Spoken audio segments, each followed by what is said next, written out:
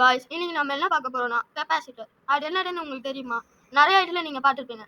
அது என்னதுன்னு இந்த வீடியோல இப்போ நம்ம பார்க்கலாம். கெப்பாசிட்டர் பார்க்கறதுக்கு சிம்பிளா இருந்தாலும் அது பெரிய பெரிய டாஸ்க் எல்லாம் பண்ணும். கெப்பாசிட்டர்னா என்னதுன்னு இப்போ ஒரு சிம்பிள் டயக்ராம் வச்சு பார்க்கலாம். கெப்பாசிட்டர் ஒரு வாட்டர் டேங்க் மாதிரி வச்சுக்கோங்க. நீங்க ஒரு டேப்பை திறந்து விடுறீங்க.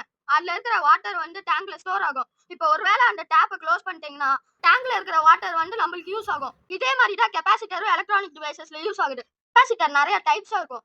இப்போ அந்த ஸ்கிரீன்ல வரும், நீங்க பாத்துக்கோங்க. கெப்பாசிட்டர்ல 2 கனெக்ஷன்ஸ் இருக்கும். ஒன்னு நெகட்டிவ் கனெக்ஷன், இன்னொன்னு பாசிட்டிவ் கனெக்ஷன்.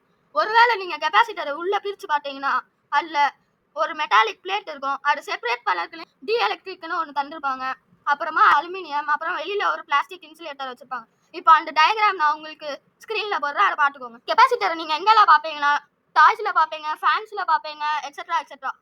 ஒருவேளை நீங்க அந்த கெப்பாசிட்டரை ஒழுங்கா இருக்கிற இடத்துல வைக்காம வேற எங்கிட்டாச்சும் வச்சீங்கன்னா அது வெடிச்சிரும். So now thank you and subscribe.